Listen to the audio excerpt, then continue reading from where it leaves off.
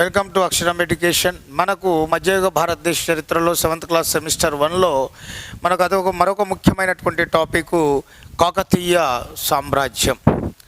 So ఈ కాకతీయ సామ్రాజ్యం గురించి మాట్లాడుకోబోయే ముందు మనం ఇక్కడ దానికంటే ముందు కొన్ని రాజ్యాలు మధ్యయుగ భారతదేశంలో కొన్ని ప్రాంతీయ రాజ్యాలు అనేటటువంటి ఇవ్వడం జరిగింది. అంటే మధ్యయుగ భారతదేశ చరిత్రలో ఎస్పెషల్లీ ఈ యొక్క దక్కన్ మరియు దక్షిణ భారతదేశంలో కొన్ని ప్రాంతీయ రాజ్యాలు అనేటటువంటివి ఏర్పాటు కావడం అనేది జరిగింది. మరి ఏర్పాటైనటువంటి ప్రాంతీయ రాజ్యాలలో మనకు ముఖ్యమైనటువంటివి ఇక్కడ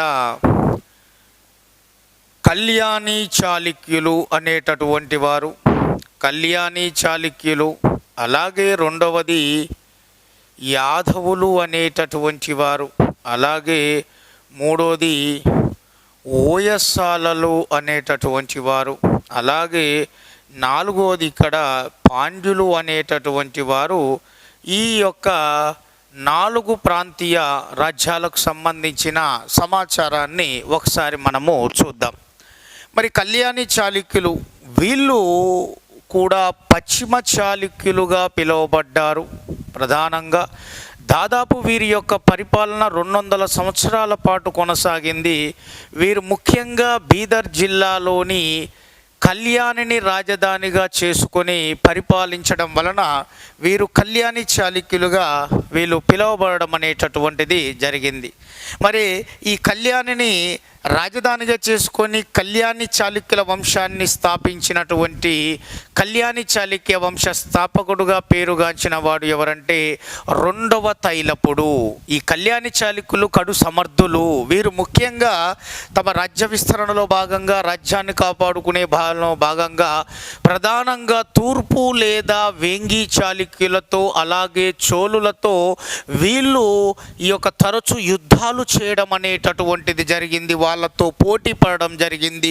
తూర్పు లేదా వేంగి చాళుక్యులు అలాగే చోళులతో యుద్ధాలు చేసి పోరాటం చేసి వారికంటూ ప్రత్యేకమైనటువంటి ఆ యొక్క సామర్థ్యాన్ని, సమర్థతను పెంపొందించుకొని దాదాపు 200 సంవత్సరాల పరిపాలన వీళ్ళు కొనసాగించడం అనేటటువంటిది జరిగింది.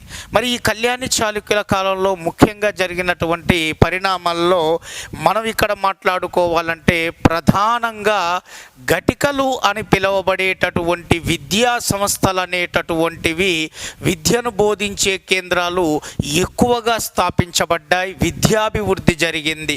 ఇక సాహిత్యపరంగా చూస్తే ముఖ్యంగా మనకు కళ్యాణి చాళుక్యులు సంస్కృతంతో పాటు ఈ కన్నడం భాషలు ఏదైతే ఉన్నాయో ఈ రెండింటిని కూడా వీళ్ళు ఆదరించడం అనేటటువంటిది జరిగింది.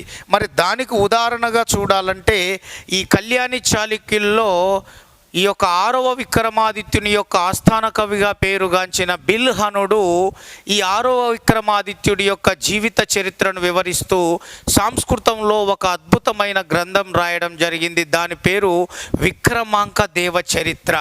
అలాగే మన తెలుగు కవిత్రయంలో నన్నయ్య, తిక్కన, ఎర్రన లాంటి తెలుగు కవిత్రయంలో 3 కవులు ఎలా పేరుగాంచారో కన్నడ భాషలో కవిత్రయంగా కూడా 3 పేరుగాంచారు.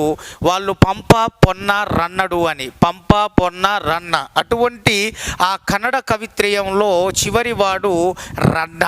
ఈ రన్న అనేటటువంటి వారు ముఖ్యంగా ఈ యొక్క కళ్యాణి చాళుక్యుల కాలంలో ఈ యొక్క కన్నడ సాహిత్యానికి ఈ యొక్క మణిపూస లాంటి అద్భుతమైనటువంటి రచనలను ఈయన అందించడం అనేటటువంటిది జరిగింది. ఎవరయ్యా అంటే ఈ యొక్క రన్న.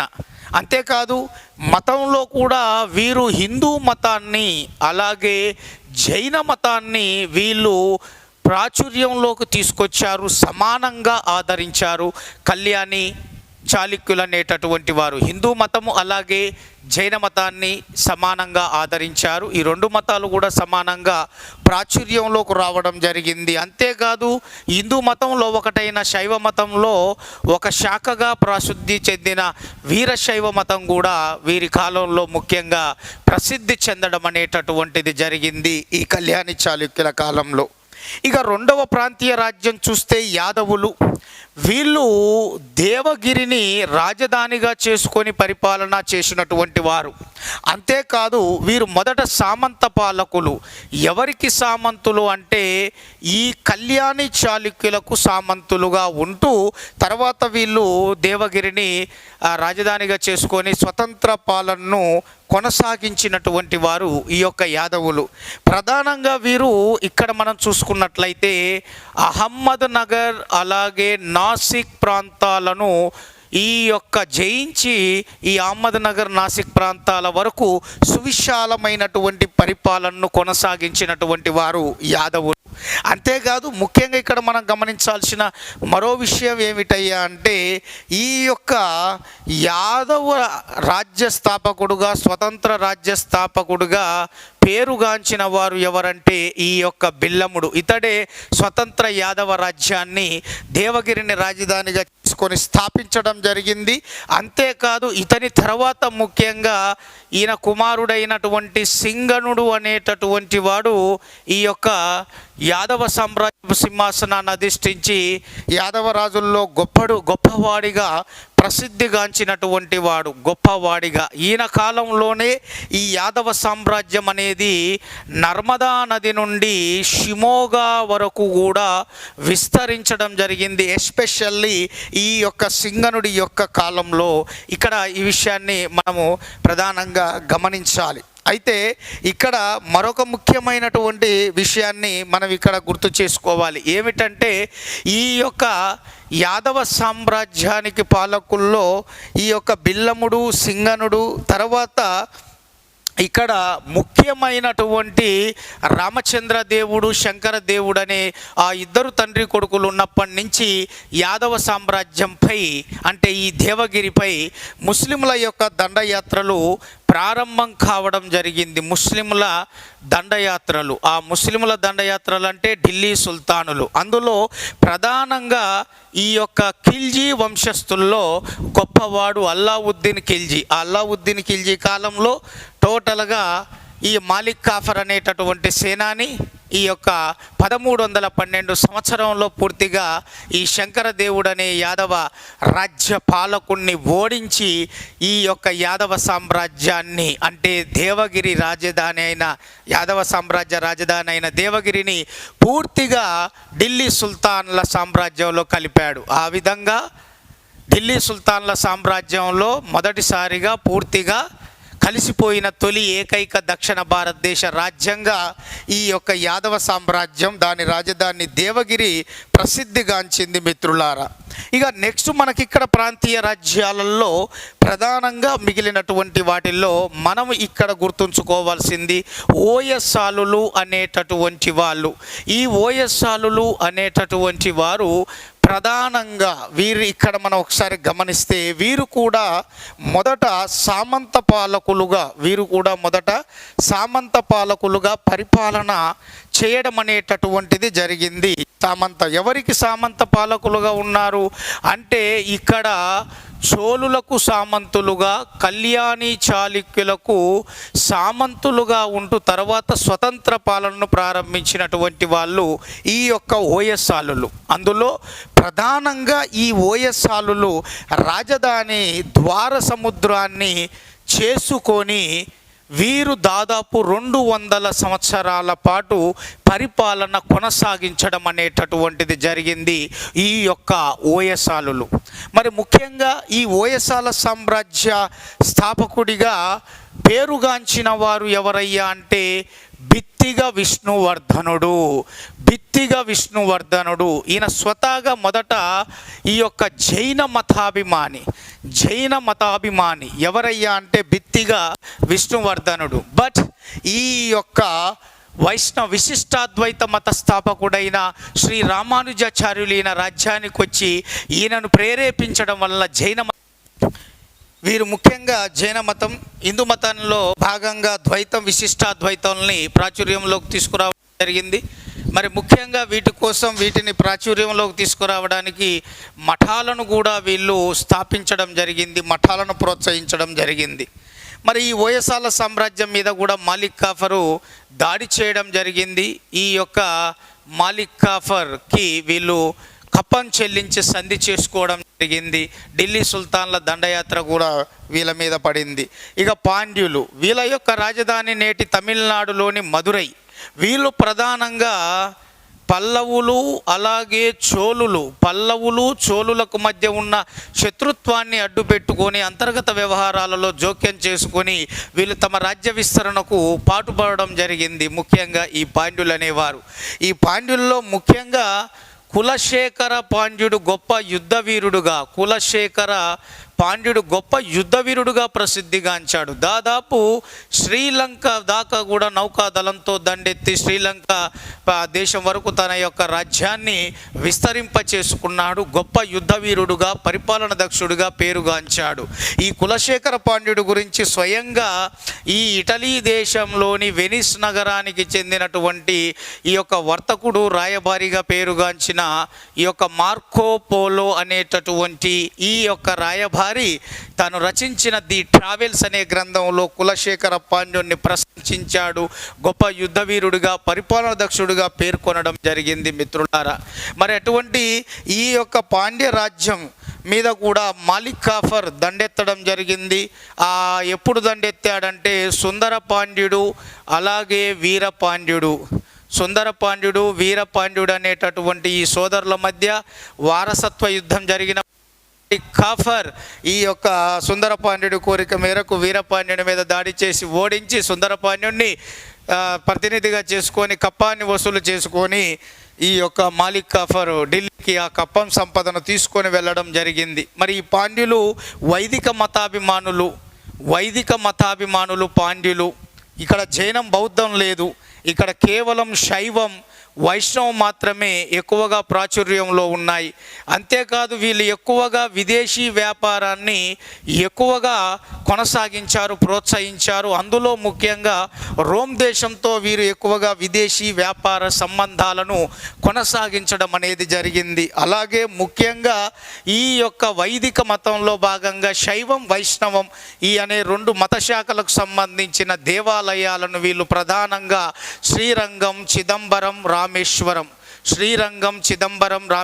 ఈ మూడు కూడా ఈ యొక్క తమిళనాడులోని ప్రాంతాలు. ఈ మూడు ప్రాంతాల్లో కూడా వాళ్ళు ముఖ్యంగా వైష్ణవ శైవ ఆలయాలను నిర్మించి తమ వైదిక మతాన్ని పట్ల ఉన్న ఆసక్తిని వాళ్ళు చాటుకోవడం అనేది జరిగింది. ఇది మిత్రులారా మనకు ముఖ్యంగా ఈ యొక్క కాకతీయ సామ్రాజ్యం డిస్కస్ చేసే ముందు ఈ యొక్క మధ్యయుగ భారతదేశంలో ఏర్పడినటువంటి కాకతీయులు కాకుండా మిగిలిన ప్రాంతీయ రాజ్యాలు అన్నప్పుడు ఈ నాలుగిటికి సంబంధించిన సమాచారాన్ని మనం చదవాలి. ఎందుకంటే మనకిచ్చినటువంటి ఆ యొక్క టెక్స్ట్ బుక్లో క్లియర్గా ఈ అంశాలను పొందుపరచడం అనేది జరిగింది. కాబట్టి నెక్స్ట్ ఇప్పుడు ఇక మనకి కాకతీయ సామ్రాజ్యం. మరి ఈ కాకతీయ సామ్రాజ్యానికి సంబంధించిన మరి ఈ యొక్క సమాచారాన్ని మనం ఒకసారి ఇక్కడ గమనించాలి. మరి ఒకసారి మనం అది గమనించినట్లయితే మనకు అక్కడ ఏ విషయాలు మనకు తారసపడుతున్నాయి చూద్దాం. దాదాపు క్రీస్తు శకం 1000 నుంచి 1323 వరకు ఈ కాకతీయ సామ్రాజ్యం వర్ధిల్లింది. మరి ఈ కాకతీయులు అనేటటువంటి వారు ముఖ్యంగా మనకు ఈ యొక్క దక్షిణ భారతదేశంలో వీళ్ళు తెలుగు రాజులుగా, ఆంధ్ర రాజులుగా పేరుగాంచారు. తెలుగు రాజులుగా, ఆంధ్ర రాజులుగా ఎందుకు పేరుగాంచారు అంటే శాతవాహనుల తర్వాత ఆంధ్రదేశాన్ని సమైక్యం చేసి పరిపాలించడం, అంటే తెలంగాణ, రాయలసీమ ఈ యొక్క కోస్తాంధ్ర ప్రాంతాలను ఏకం చేసి పరిపాలించడం, దానితో పాటు తెలుగు భాషను తమ యొక్క ఆస్థాన భాషగా గుర్తించి గౌరవించడం, ప్రాధాన్యత ఇవ్వడం వలన ఈ యొక్క కాకతీయులను తెలుగు రాజులుగా, ఆంధ్ర రాజులుగా పిలవడం జరిగింది ముఖ్యంగా. అంతేకాదు మిత్రులారా, మరి ఈ యొక్క కాకతీయులు అనేటటువంటి వారు కేవలము ఇక్కడ ఆంధ్ర, తెలంగాణ ఈ యొక్క ప్రాంతాలనే కాదు, ముఖ్యంగా ఇక్కడ మనకు దక్షిణ ఒరిస్సా, దక్షిణ ఒరిస్సా ప్రాంతాలు, అలాగే మనకు ముఖ్యంగా అత్యంత కీలకమైనటువంటి తూర్పు దక్కన్ ప్రాంతాల వైపు కూడా తమ యొక్క రాజ్యాన్ని విస్తరింపచేసుకొని పరిపాలన కొనసాగించారు. ఆంధ్ర తెలంగాణ ప్రాంతాలతో పాటుగా వీరు ముఖ్యంగా దక్షిణ ఒరిస్సా, ఈ యొక్క దాదాపు ఛత్తీస్గఢ్ వరకు కూడా వీళ్ళు తమ యొక్క రాజ్యాన్ని విస్తరింపజేసుకుని అక్కడి వరకు కూడా సువిశాలమైనటువంటి పరిపాలనను ఏర్పాటు చేసుకున్నవారు. తెలుగు భాషకు ప్రాధాన్యత ఇచ్చారు. ఆంధ్రదేశాన్ని సమైక్యం చేసి పరిపాలించిన ఘనతను సంపాదించుకున్న వారిగా పేరుగాంచారు మరి ఈ కాకతీయులు సామంతుల సార్వభౌమాధికారుల అంటే వీళ్ళు మొదటగా సామంతులుగా పనిచేశారు. ఎవరి దగ్గర అంటే మొదట రాష్ట్రకూటుల దగ్గర, తర్వాత పశ్చిమ చాళుక్యులుగా పిలువబడే కళ్యాణి చాళుక్యుల దగ్గర. మొదట రాష్ట్రకూటుల దగ్గర, తర్వాత కళ్యాణి చాళుక్యుల దగ్గర. రాష్ట్రకూటులుగా ఉన్నప్పుడు రాష్ట్రకూటుల యొక్క రాజలాంఛనం గరుడ పక్షిని, కళ్యాణి చాళుక్యుల వద్ద ఉన్నప్పుడు కళ్యాణి చాళుక్యుల యొక్క రాజలాంఛనం వరాహాన్ని, ఈ రెండింటిని కూడా తాము ఆ యొక్క తమ రాజ్య చిహ్నాలుగా వాటిని వాళ్ళు భావించడం అనేది జరిగింది. అలా కాకతీయుల రాజ్య చిహ్నాలు గరుడ, వరాహం అనేది మనకు రావడం అనేటటువంటిది జరిగింది. అయితే ఈ మొట్టమొదటగా సామంతులుగా కాకముందు కాకతీయులు ఫస్ట్ అధిష్ఠించిన పదవి రట్టడి, అంటే గ్రామ పెద్ద లేదా గ్రామ అధికారి. దాని తర్వాత సైన్యాధిపతులు, దాని తర్వాత సామంతులు. రాష్ట్రకూటుల యొక్క పతనానికి కళ్యాణి చాళుక్యులు, అలా రాష్ట్రకూటుల పతనం తర్వాత కళ్యాణి చాళుక్యులకు సామంతులుగా మారి కాలక్రమంలో కళ్యాణి చాళుక్యులు బలహీనం కావడంతో స్వతంత్రతను ప్రకటించుకొని సామంత స్థాయి నుంచి స్వతంత్ర స్థాయికి చేరుకొని పూర్తి సార్వభౌమాధికార పాలనను మన ఆంధ్రదేశంలో కొనసాగించినటువంటి తొలి తెలుగు రాజులు, పాలకులు, ఆంధ్ర రాజులుగా ప్రసిద్ధిగాంచినటువంటి వారిగా ఈ యొక్క కాకతీయులు అనేటటువంటి వారు గుర్తించబడ్డారు మిత్రులారా. మరి ఈ కాకతీయులు అనేటటువంటి వారికి ఆ పేరు ఎలా వచ్చింది అనేది చూస్తే అనేకమైన ఆధారాలు, అంటే అందులో శ్రీమదాంధ్ర మహాభారతం అంటే ఈ మహాభారతం సంస్కృతంలో రచించబడ్డ మహాభారతం ఏదైతే ఉందో దాన్ని తెలుగు కవిత్రయంగా పేరుగాంచిన నన్నయ్య, అలాగే తిక్కన, అలాగే ఎర్రన, సో ఎవరైతే ఉన్నారో ఎర్రప్రగడ, వీళ్ళ ముగ్గురు కూడా ఈ కాకతీయులకు సమకాలికమైనటువంటి వివిధ రాజవంశాలకు చెందిన ఆస్థాన కవులుగా, మంత్రులుగా పనిచేసిన వాళ్ళు ముఖ్యంగా ఈ యొక్క తాము రచించినటువంటి రచనల్లో ఈ యొక్క కాకతీయులకు సంబంధించినటువంటి ప్రస్తావన అనేటటువంటిది కనపడడం జరిగింది మిత్రులారా. అలాగే రెండవది ఏమిటయ్యా అంటే ముఖ్యంగా ఈ యొక్క శాసనాలు, అలాగే మూడవది ఏమిటయ్యా అంటే ముఖ్యమైనటువంటి ఈ యొక్క సాహిత్యపరమైన కాకతీయుల కాలం నాటి రచనలు, ముఖ్యమైన సాహిత్యం అంటే సంస్కృతం, అలాగే తెలుగు భాషలో వీళ్ళు రచించారు. అంటే కాకతీయుల కాలంలో రాజభాష సంస్కృతం, బట్ మన తెలుగు కవులను ఆదరించారు. తెలుగు భాషను ఆస్థాన భాషగా, సాహిత్య భాషగా కూడా స్వీకరించారు. అలాగే ఆ విధంగా కాకతీయుల కాలంలో ఈ యొక్క సాహిత్యం కూడా కాకతీయులకు సంబంధించిన సమాచారాన్ని వివరించింది. మరి ఇందులో ముఖ్యంగా చూస్తే ఈ యొక్క సాహిత్యంలో మనకు ఇక్కడ నీతిసారం అనేటటువంటి గ్రంథం, అలాగే రెండవది ముఖ్యంగా ఈ యొక్క బసవ పురాణం పండితారాధ్య చరిత్ర, అలాగే కుమార సంభవం, అలాగే ప్రతాపరుద్ర యశోభూషణం, అలాగే మనకు ఇక్కడ అత్యంత కీలకమైనటువంటి ఈ యొక్క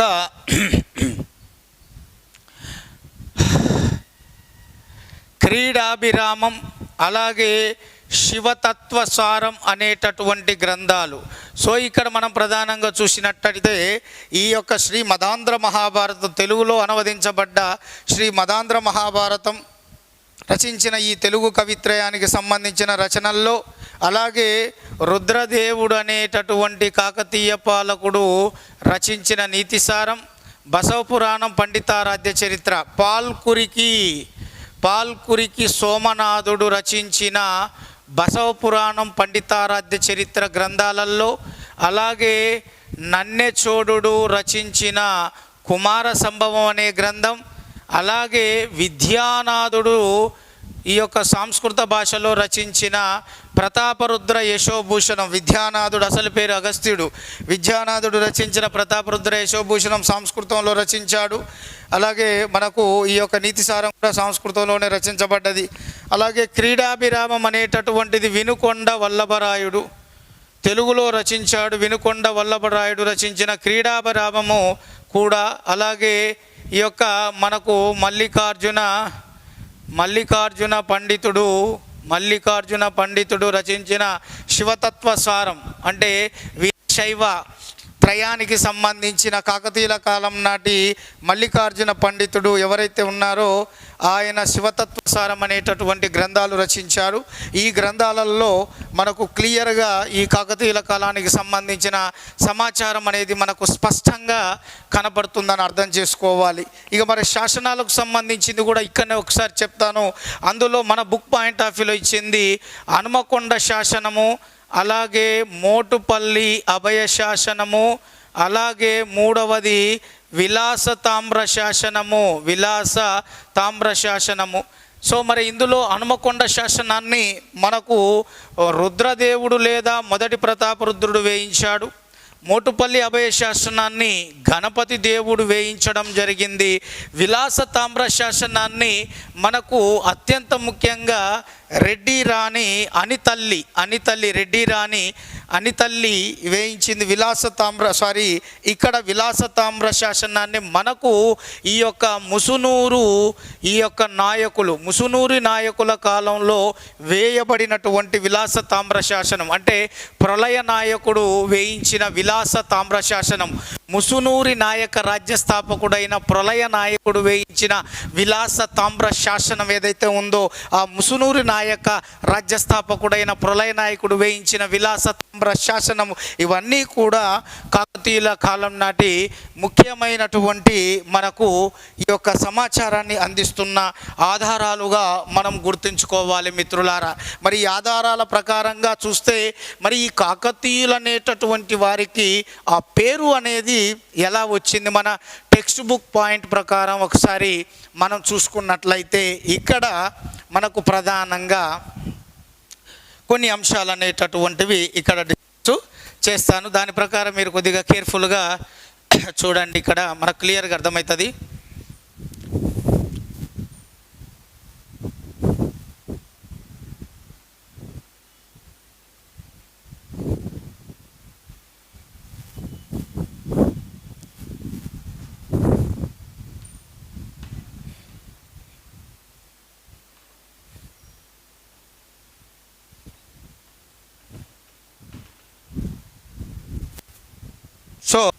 సో ఇక్కడ మనకి ప్రధానంగా పూర్వ చరిత్ర ఏంది, కాకతీయులకు ఆ పేరు ఎలా వచ్చింది అంటే, ఈ కాకతీయులు అనేటటువంటి వారు కాకతీ లేదా కాకతమ్మ అనేటటువంటి స్త్రీ దేవతను వీరు పూజించడం వల్ల వీరికి ఆ పేరు వచ్చిందని చెప్పేసి మనకు కొన్ని గ్రంథాలు వివరించాయి. ఈ కాకతమ్మ ఎవరో కాదు, దుర్గాదేవికి మరొక రూపంగా ఈ కాకతీయుల కాలంలో పూజించబడ్డది అనేటటువంటిది ఒక వాదన. రెండవది ఏంటంటే, ఈ కాకతీయులు అనేటటువంటి వారు కాకతీపురానికి సంబంధించినటువంటి వాళ్ళు కాబట్టి వీరు చోళుల కాలం నాటి, అంటే చోళులు పరిపాలించినటువంటి కాకతీపురానికి సంబంధించినటువంటి వాళ్ళు కాబట్టి వీరు కాకతీయులు అని చెప్పేసి మరొక వాదన. వీరు అత్యంత ముఖ్యమైనటువంటి కాకతీ కోటకు కాపలాదారులుగా, కాకతీ కోటకు రక్షణగా ఉన్నారు కాబట్టి వీరు కాకతీయులుగా పిలువబడ్డారనేది మరొక వాదన. లేదు, కాకతీయ వంశం మూల పురుషుడిగా కొంతమంది చెప్పినట్లుగా కాకర్త్య గుంజన కాబట్టి ఈయన పేరు మీదుగా వీరు కాకతీయులుగా పిలువబడ్డారనేటటువంటిది ఒక ముఖ్యమైనటువంటి వాదన. అంటే ఇక్కడ మనకు ఎన్ని రకాల వాదనలు ఉన్నా కూడా వీరు కాకతీయ లేదా కాకతమ్మకు దేవతను, స్త్రీ దేవతను పూజించడం వలన వీరు కాకతీయులుగా పిలువబడ్డారు అనేటటువంటిది వాస్తవం. వీరి వంశం మూల పురుషుడు ఈ యొక్క మనకు జనరల్గా చెప్తున్న వివరాల ప్రకారం దూర్జయ వంశానికి చెందిన వెన్నుడు.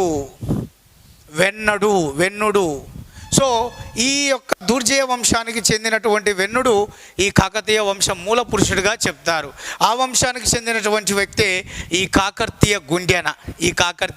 గుండెన. ఇతన్నే కాకతీయ మొదటి రాజ్యస్థాపకుడిగా వంశస్థాపకుడిగా చెప్తారు ఈ కాకతీయ గుంజెన లేదా గుండెరాజు అని చెప్పేసి అంటారు. ఇక ఇక్కడి నుంచి కాకతీయుల యొక్క పాలన అనేటటువంటిది ప్రారంభం కావడం జరిగింది.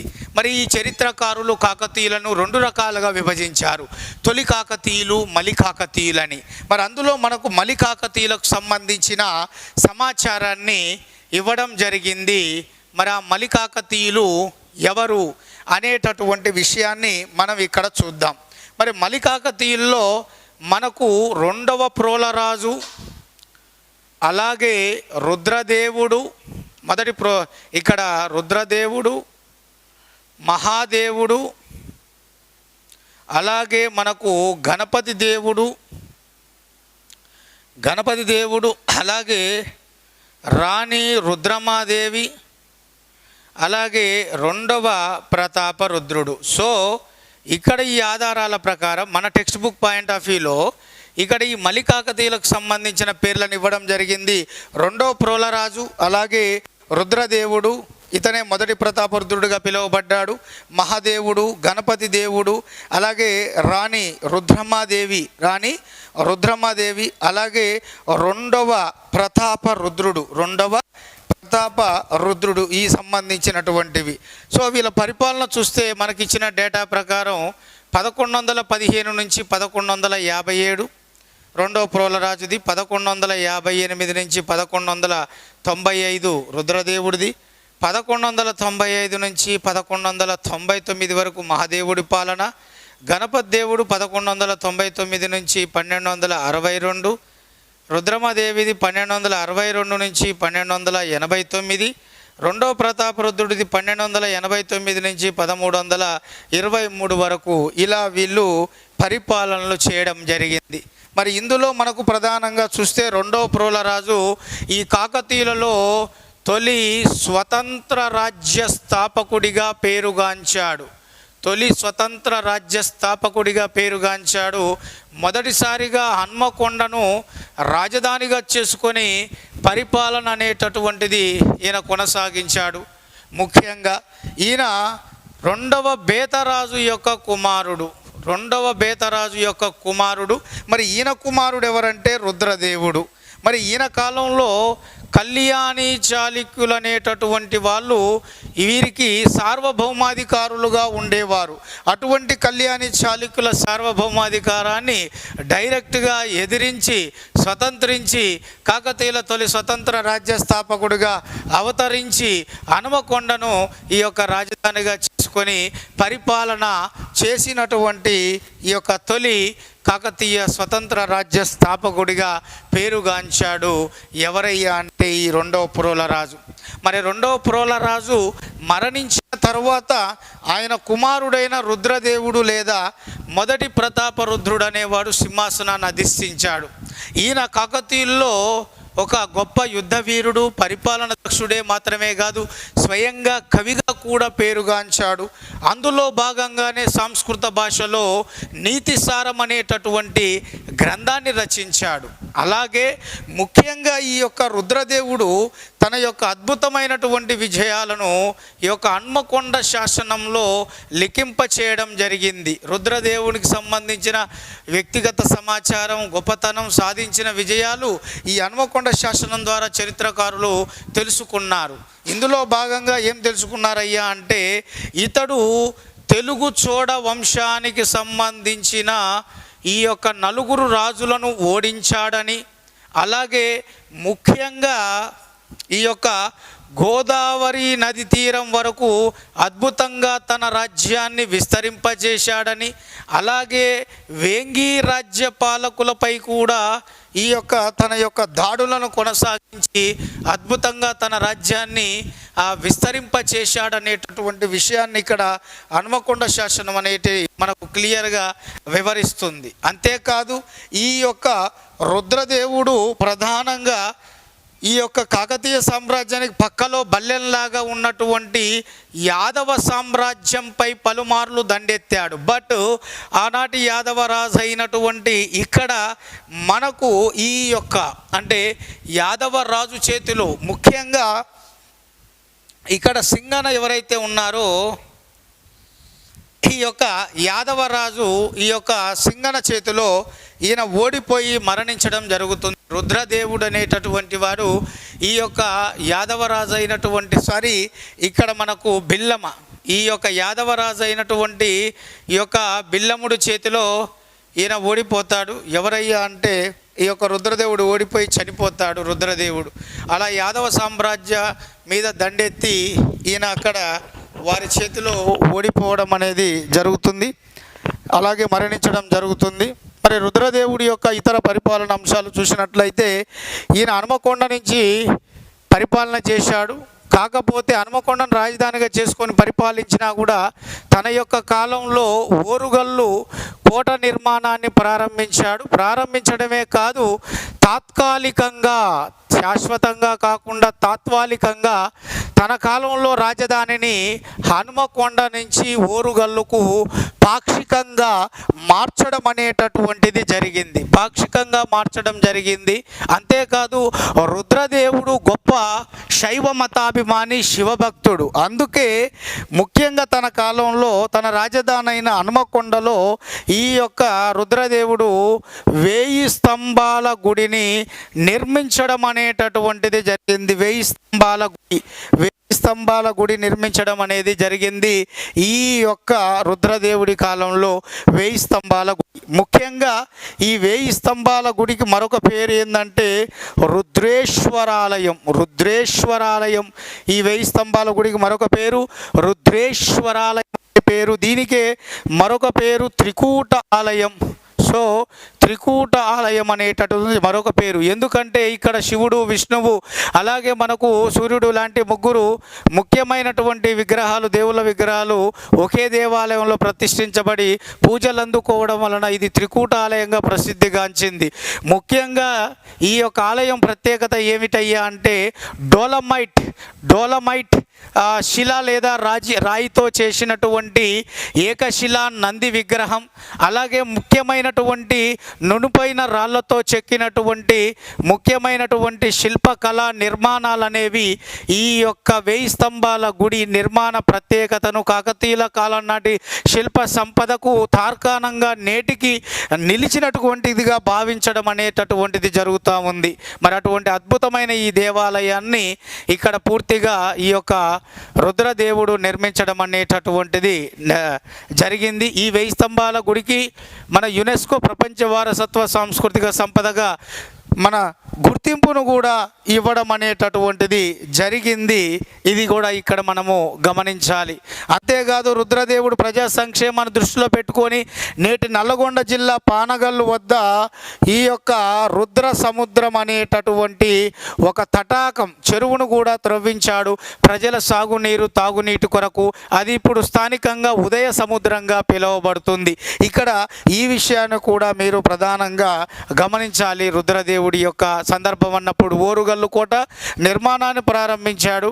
ఓరుగల్లు కోట నిర్మాణాన్ని ప్రారంభించి హన్మకొండ నుంచి ఓరుగల్లుకు రాజధానిని పాక్షికంగా మార్చాడు. ఓరుగల్లు కోటను పక్కా ప్రణాళికబద్ధంగా నిర్మించడం అనేటటువంటిది జరిగింది. హన్మకొండలో 1000 స్తంభాల గుడిని నిర్మించాడు. అది త్రికూట ఆలయంగా ప్రసిద్ధిగాంచింది. కాకతీయుల కాలం నాటి వాస్తు నిర్మాణ శిల్ప సంపదకు నేటికి తార్కాణంగా నిలిచింది.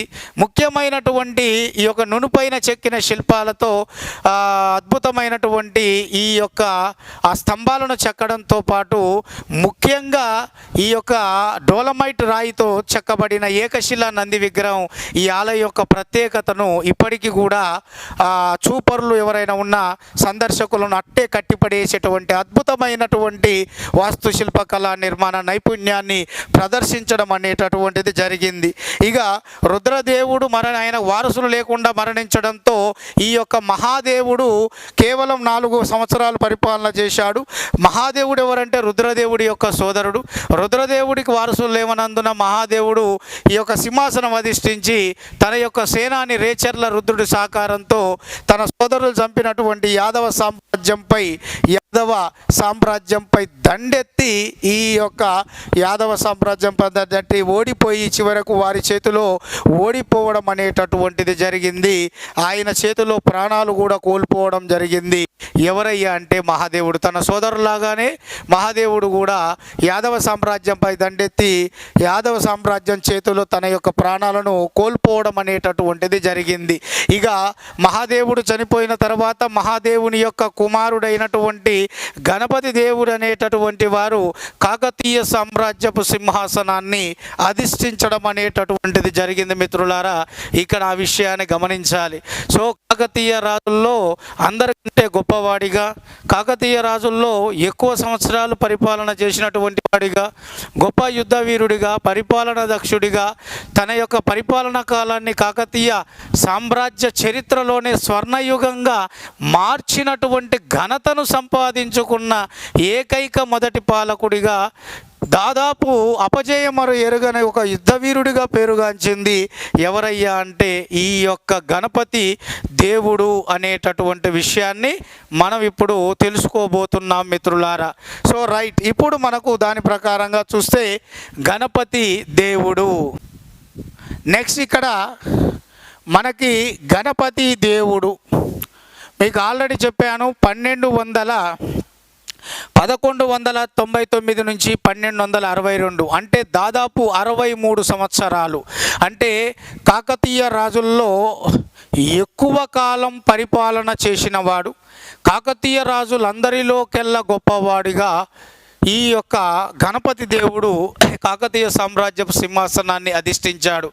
దాదాపుగా ఆంధ్రదేశాన్ని తెలంగాణ, రాయలసీమ, కోస్తాంధ్ర ప్రాంతాలను ఏకం చేసి పరిపాలన చేసినటువంటి గనుడుగా పేరుగాంచాడు ఈ యొక్క గణపతి దేవుడు. రుద్రదేవుడి తర్వాత ఆంధ్రదేశాన్ని ఏకం చేసి పరిపాలన చేసి ఆంధ్ర రాజుగా కూడా పేరుగాంచాడు ఈ యొక్క గణపతి దేవుడు. అంతేకాదు మహామండలేశ్వర అనేటటువంటి బిరుదును పొందిన కాకతీయ రాజుగా కూడా పేరుగాంచాడు ఎవరయ్యా అంటే ఈ యొక్క గణపతి దేవుడు.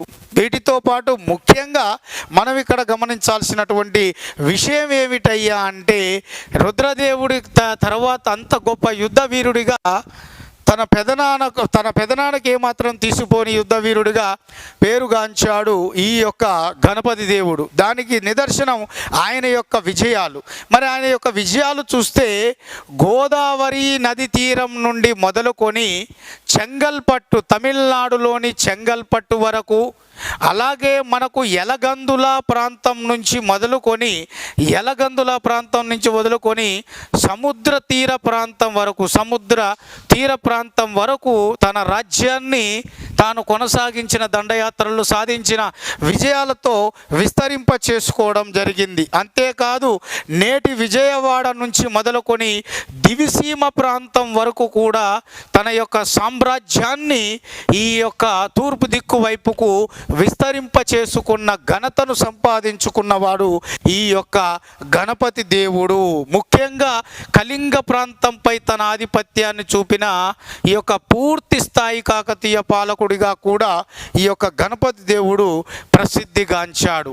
ఈ విజయాలనే కాదు, ఒక యుద్ధ వీరుడే కాదు, గొప్ప పరిపాలన దక్షుడుగా కూడా పేరుగాంచాడు. దానికి నిదర్శనం తన యొక్క కూతుర్లైన రుద్రాంబ, గణపాంబ, వీళ్ళిద్దరిని తన యొక్క సోదరీమణులైనటువంటి ఇక్కడ మైలాంబ, అలాగే మనకు ముప్పాంబ, ఈ మైలాంబ, ముప్పాంబ అనే వాళ్ళు తన చెల్లెళ్ళు రుద్రాంబ గణపాంబ అనేవాళ్ళు, తన యొక్క కూతుర్లు, వీళ్ళని తెలివిగా రాజనీతి ప్రకారము ఈ యొక్క వైవాహిక సంబంధాలను పొరుగు రాజ్యాలతో, శక్తివంతమైన రాజ్యాలతో, ఈ పొరుగు రాజ్యాలతో మైత్రి సంబంధాలు ఏర్పాటు చేసుకునే క్రమంలో ఆ యొక్క శక్తివంతమైన పొరుగు రాజ్యాలకు చెందిన పాలకుల కుటుంబానికి ఇచ్చి ఆ రాజులతో పెళ్లి చేసి పటిష్టవంతమైన వైవాహిక సంబంధాలు నెలకొల్పిన మొట్టమొదటి కాకతీయ పాలకుడిగా కూడా ఈ యొక్క గణపతి దేవుడు పేరుగాంచాడు మిత్రులారా. అంతేకాదు ఈ యొక్క యుద్ధనీతి, రాజ్య విస్తరణ ఇవన్నీ పక్కకు పెడితే గణపతి దేవుణ్ణి గొప్పగా చేసి చూపించిన సంఘటన ఏంటంటే, కాకతీయులలో వ్యవసాయం పూర్తి స్థాయిలో అభివృద్ధి, వ్యాపారం పూర్తి స్థాయిలో అభివృద్ధి, అలాగే మనకు ముఖ్యంగా నిర్మాణాల అభివృద్ధి, ఇవన్నీ కూడా సాహిత్య అభివృద్ధి, ఇవన్నీ కూడా జరిగిందంటే వన్ అండ్ ఓన్లీ ఒక్క పూర్తి స్థాయిలో గణపతి దేవుని కాలంలో. అందుకనే కాకతీయులలో గణపతి దేవుని కాలాన్ని స్వర్ణయుగం అంటారు. ఒక్క రంగం కాదు, దాదాపు అన్ని రంగాలలో అభివృద్ధి. అందులో వ్యవసాయంలో భాగంగా ముఖ్యంగా అనేకమైనటువంటి చెరువులను త్రవ్వించాడు. పాకాల చెరువు త్రవ్వించాడు, లక్నవరం, అలాగే గణపవరం లేదా గన్పూర్ చెరువులను త్రవ్వించాడు. అలాగే బయ్యారం చెరువు, పాకాల, లక్నవరం, గన్పూరు, బయ్యారం, రామప్ప చెరువు. సో ఇవన్నీ కూడా ముఖ్యంగా మా చౌడ సముద్రం ఇవన్నీ కూడా ముఖ్యమైనటువంటి చెరువులు.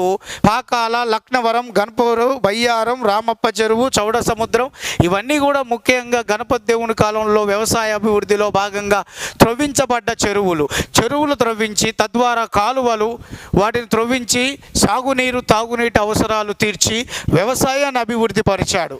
వ్యవసాయ అభివృద్ధి జరిగిన తర్వాత తన కాలంలో వ్యాపారం అభివృద్ధి జరగాలని, విదేశీ వ్యాపారాన్ని అభివృద్ధి చేయడానికి, విదేశీ వ్యాపారస్తులకు హామీ ఇస్తూ కాకతీయ సామ్రాజ్యంతో స్వేచ్ఛగా నమ్మి వ్యాపారం అనేది మీరు చేసుకోవచ్చు, మీ యొక్క వస్తువులపై సుంకాలు మేము తక్కువగా విధిస్తాము, పన్నులు తక్కువగా విధిస్తాము, మాకు డబ్బు ముఖ్యం కాదు, కీర్తి ప్రతిష్టలు, పేరు ప్రఖ్యాతలు ముఖ్యమంటూ ఆ విదేశీ వ్యాపారస్తులు కాకతీయులతో వ్యాపారం చేయడానికి వాళ్ళకు నమ్మకం కలగాలి అన్న ఉద్దేశంతో, విదేశీ వ్యాపారాన్ని అభివృద్ధి పరచుకోవాలన్నటువంటి ఉద్దేశంతో ముఖ్యంగా ఈయన పూర్తి స్థాయిలో విదేశీ వ్యాపారస్తులకు అభయం ఇవ్వడానికి మోటుపల్లి, నేటి ప్రకాశం జిల్లా వద్ద ఉన్న మోటుపల్లి వద్ద ఒక అభయ శాసనాన్ని వేయించాడు.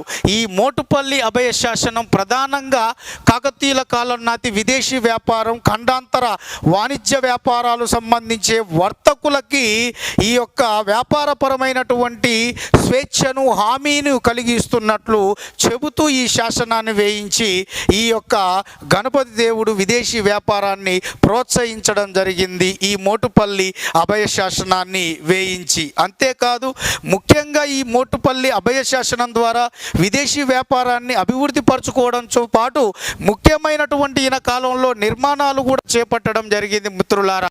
మరి ఆ నిర్మాణాలలో దేవాలయాలు ఉన్నాయి, ఇతర నిర్మాణాలు ఉన్నాయి. మరి దేవాలయాల్లో ముఖ్యమైనది రామప్ప దేవాలయము అనేటటువంటిది, అలాగే ఓరుగల్లు కోట మధ్యలో ఉన్న స్వయంభూ శివాలయం. ఈ రామప్ప దేవాలయాన్ని 1213 సంవత్సరంలో గణపతి దేవుని యొక్క ప్రధాన సేనాని అయిన రేచర్ల రుద్రుడు వేయించాడు. రేచర్ల రుద్రుడు నిర్మించాడు. ఎక్కడ? నేటి వరంగల్ జిల్లాలోని పాలంపేట ప్రాంతంలో గణపతి దేవుని యొక్క ప్రధాన సేనానైన రేచర్ల రుద్రుడు ఈ యొక్క రామప్ప దేవాలయాన్ని నిర్మించాడు. ఈ రామప్ప దేవాలయము పూర్తిగా రామలింగేశ్వర స్వామి ఆలయంగా పిలువబడుతుంది. ఈ ఆలయం ప్రత్యేకత ఏమిటంటే, ఇది ఈ యొక్క ఆలయాన్ని నిర్మించిన ఇటుకలు నీటిలో వేస్తే అవి మునగకుండా తేలియాడడం అనేది ఈ ఆలయ నిర్మాణానికి ఉన్న ప్రత్యేకత. అంతేకాదు ఈ ఆలయ నిర్మాణం నక్షత్రపు ఆకారపు వేదికపై నిర్మించబడ్డ ఆలయంగా ప్రసిద్ధిగాంచింది. అంతేకాదు ఇక్కడ మనం గుర్తుంచుకోవాల్సిన ముఖ్యమైన విషయం ఏంటంటే, ఈ ఆలయ నిర్మాణానికి ఇటుకలు నిర్మించారు. ఈ ఆలయ నిర్మాణంలో ఉన్నటువంటి శిల్పాలకు నల్లటి గ్రానైట్ రాయిని ఉపయోగించి ఆ శిల్పాలను శిల్పాలను చెక్కడం అనేది అద్భుతమైనటువంటి ప్రత్యేకత. అంతేకాదు ఈ ఆలయంలో శివుడితో పాటు విష్ణుమూర్తి కూడా పూజలు నిర్వహించడం అనేటటువంటిది కూడా ఈ ఆలయానికి ఉన్న ప్రత్యేకత. అంతేకాదు ఈ ఆలయంలోని ముఖ్యమైనటువంటి ఆ స్తంభాలపై చెక్కబడ్డటువంటి శిల్పాలు ఒక్కొక్కటి ఒక్కొక్క ప్రత్యేకమైనటువంటి రకమైనటువంటి లక్షణాన్ని కలిగి ఉంది.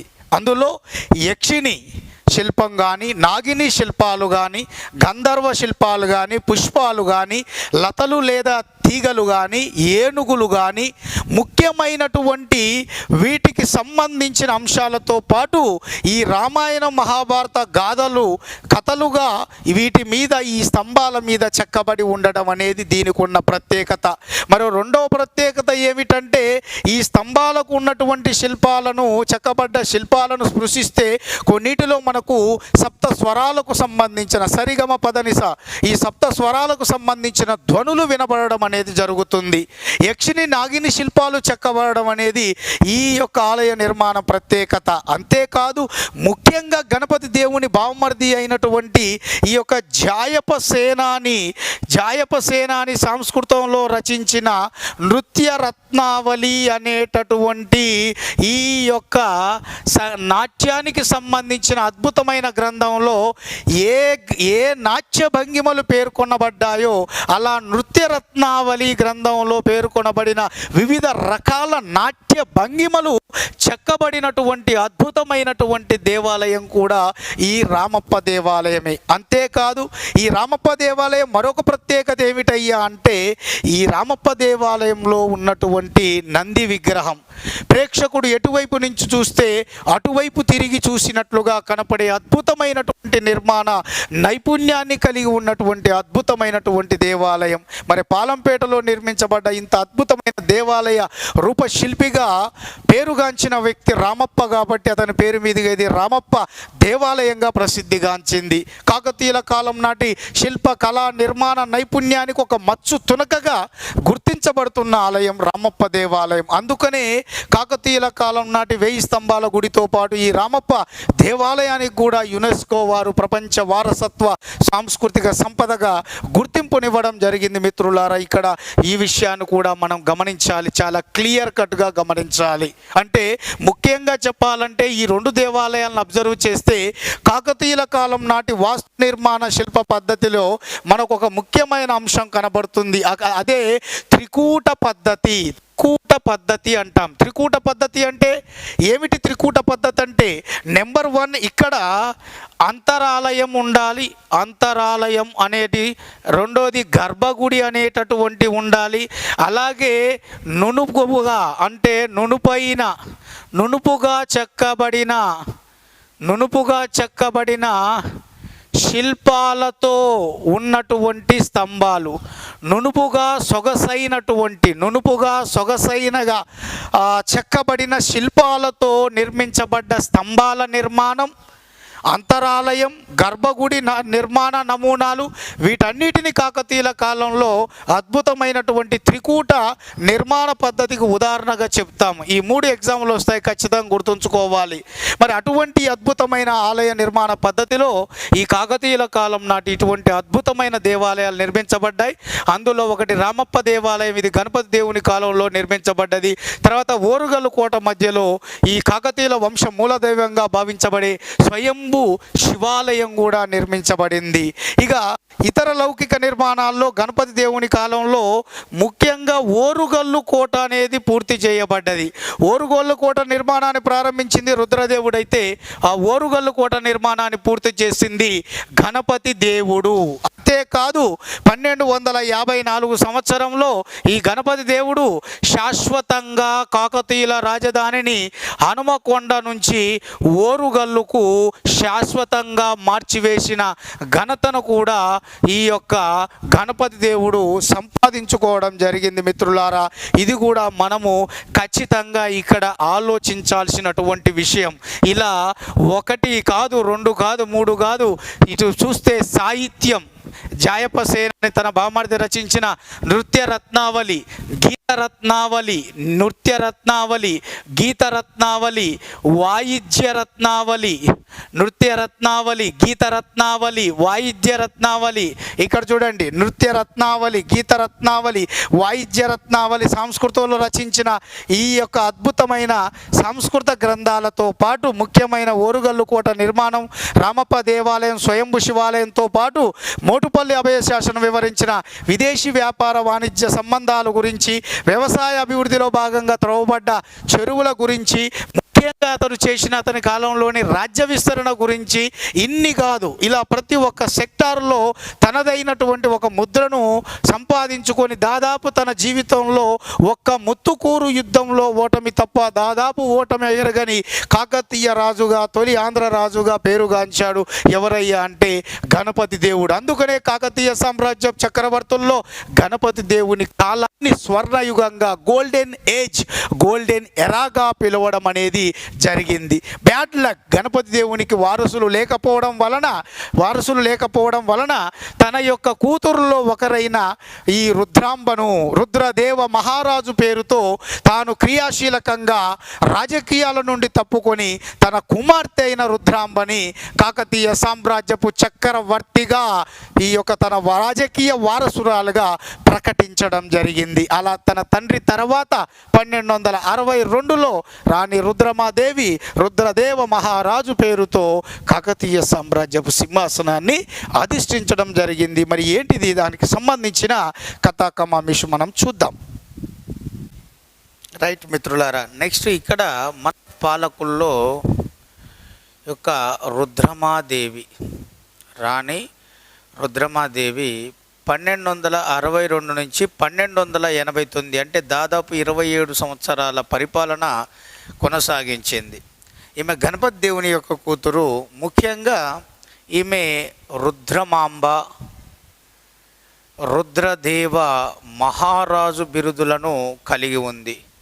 ముఖ్యంగా ఈ రుద్రదేవ మహారాజు బిరుదుతోటే ఈ యొక్క 1262లో రాణి రుద్రమాదేవి కాకతీయ సామ్రాజ్యపు సింహాసనాన్ని అధిష్ఠించడం అనేటటువంటిది జరిగింది మిత్రులారా.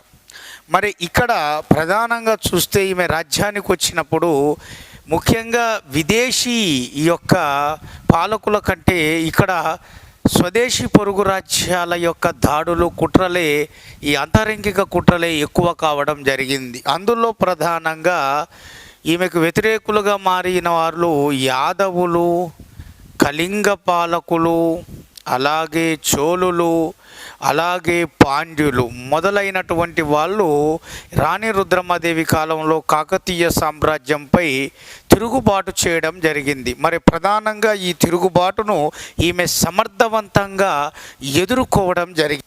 ఇందులో ప్రధానంగా యాదవ సామ్రాజ్య పాలకుడైన మహాదేవుడు రాణి రుద్రమాదేవికి ఆగర్భ శత్రువు. అటువంటి మహాదేవుణ్ణి రాణి రుద్రమాదేవి ఓడించి అతడు రాణి రుద్రమాదేవి చేత సంధి చేసుకునేలా చేసింది. దాదాపు 1 కోటి రూపాయలు అంటే 1 కోటి సువర్ణాలకు పైగా కప్పాన్ని అతని మీద విధించి వసూలు చేసి ఆ ధనాన్ని ఈ యొక్క ప్రజా సంక్షేమ కార్యక్రమాలకు వినియోగించడం అనేటటువంటిది జరిగింది. అలాగే ఈ రాజ్యాలతో పాటు ఈ యొక్క రాణి రుద్రమాదేవికి సామంతుల రూపంలో కూడా తిరుగుబాట్లు ప్రారంభమయ్యాయి. అందులో ప్రధానంగా రాణి రుద్రమాదేవి యొక్క సామంతుల్లో ఈ యొక్క కాయస్థ అంబదేవుడు, ఈ కాయస్థ అంబదేవుడు చేసినటువంటి తిరుగుబాటును రాణి రుద్రమాదేవి మొదట సమర్థవంతంగా ఎదుర్కొని ఈ యొక్క అతన్ని ఓడించి త్రిపురాంతకం ప్రాంతం వరకు ఈ యొక్క తన సామ్రాజ్యాన్ని విస్తరింప చేసుకోవడం జరిగింది. బట్ 1289 సంవత్సరంలో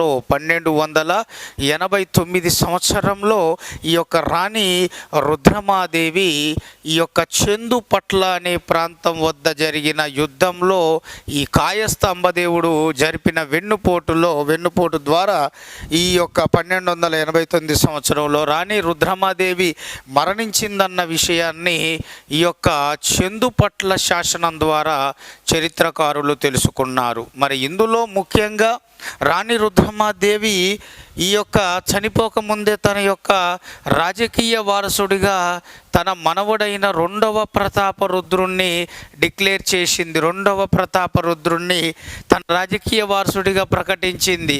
ఈ రెండవ ప్రతాపరుద్రుడు ఎవరంటే రాణి రుద్రమాదేవి యొక్క పెద్ద కుమార్తె ముమ్మడమ్మ యొక్క కుమారుడు రెండవ ప్రతాపరుద్రుడు. రాణి రుద్రమాదేవికి వారసులు పురుష సంతానం లేదు. ఈ రాణి రుద్రమాదేవికి పశ్చిమ గోదావరి జిల్లా నిడదవోలు పాలకుడైన ఈ యొక్క చాళుక్య వీరభద్రుడికి, రాణి రుద్రమాదేవికి పశ్చిమ గోదావరి జిల్లా నిడదవోలు పాలకుడైన చాళుక్య వీరభద్రుడికి కలిగిన సంతానం ముగ్గురు, ముమ్మడమ్మ, రుయ్యమ్మ, రుద్రమ్మ. వీళ్ళ ముగ్గురిలో పెద్ద కూతురైన ముమ్మడమ్మ కుమారుడే రెండవ ప్రతాపరుద్రుడు.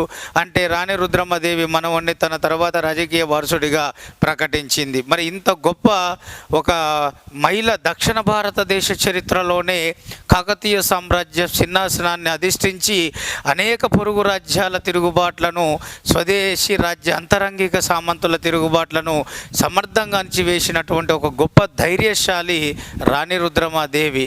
ఈ రాణి రుద్రమాదేవి ధైర్య సాహసాలు, ఆమె వస్త్రధారణ, వేషధారణ, కత్తిసాము, కర్రసాము, గుర్రపు స్వారీ, ఇలాంటి అద్భుతమైన ఆమె యొక్క గొప్పతనాన్ని, ఆమె యొక్క సామ్రాజ్యాన్ని సందర్శించిన ఈ యొక్క ఇటలీ దేశంలోని వెనిస్ నగరానికి చెందిన వర్తకుడైనటువంటి మార్కోపోలో అనేటటువంటి ఈ యొక్క రాయబారి రాణి రుద్రమాదేవి కాలాన్ని సందర్శించి ఆమె గొప్పతనాన్ని తాను రచించిన ది ట్రావెల్స్ అనేటటువంటి గ్రంథంలో వివరించడం అనేటటువంటిది జరిగింది. మిత్రులారా, ఇక్కడ ఈ విషయాన్ని కూడా మనం క్లారిటీగా గుర్తుంచుకోవాలి. ఓకేనా? రైట్.